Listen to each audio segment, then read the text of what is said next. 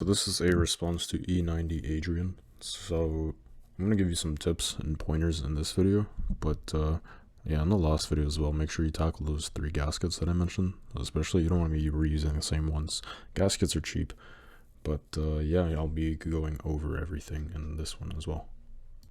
So the best advice I can give for plugs and coils, and this is assuming you've already not bought the things you've needed, is just go with Eldor ignition coils. I'm sure you've heard of them, they're a popular company.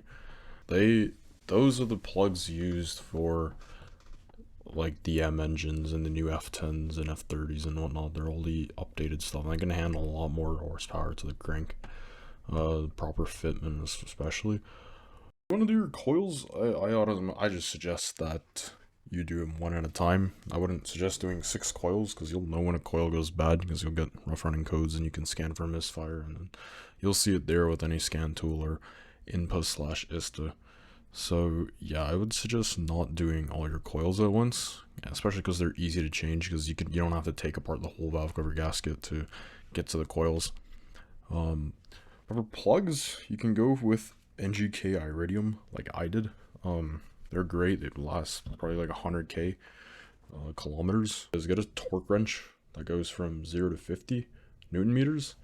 Just because the torque specs are so low, you don't want to over crank them with your like hand, doing them hand tightly. You want to get a like standard magnetic spark plug wrench, because fishing the things out of the wells is like extremely aids. But yeah, just make sure you tighten things to spec, and you should be okay. And another thing you can do while you're in there is there's like a positive lead from, I think it's a positive lead from like the battery. You'll see it. There's like a red cap with a big plus on it, meant for the positive lead for the battery. And while you're in there, you might as well take your time with a wire brush and grind the hell of that thing, because it'll most likely be rusted from corrosion. And there, I think there's a small grounding strap in there as well, to the left of the valve cover where the spark plug wells sit, and you can replace that if you want to, because I mean most likely it's caked in oil, but like realistically oil prevents corrosion, so you don't have to replace that, but if you really want to, you can. And the best advice I can give you is to just clean things. Clean down, where different things sit. Spray some electrical cleaner into your sensors and whatnot.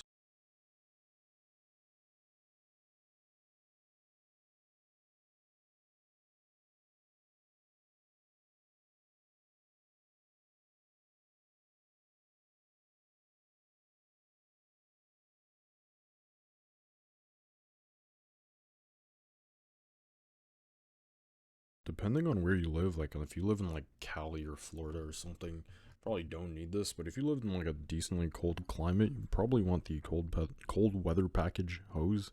It has like a piece of foam on it connected to it, and that differentiates it from the regular hose. I mean, I suggest, like, if you want to be cheap like me, I didn't replace mine because I didn't crack it. But yeah, I mean, it's pretty prone to cracking, and it's like pretty low German connectors or aids. But I mean, you might as well replace it.